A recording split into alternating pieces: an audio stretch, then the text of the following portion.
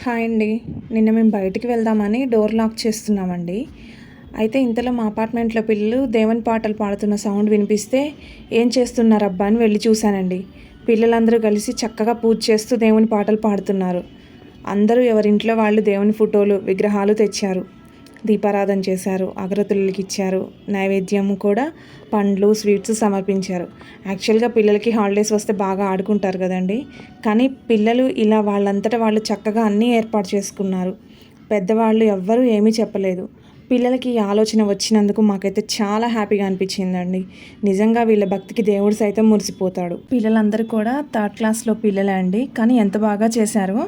ఈ పిల్లలందరి మీద ఆ భగవంతుని దీవెనలు ఉండాలని కోరుకుందాం. మాకైతే చాలా హ్యాపీగా ఉందండి. వీడియో చూసిన అందరికీ చాలా హ్యాపీగా ఫీల్ అయ్యాం.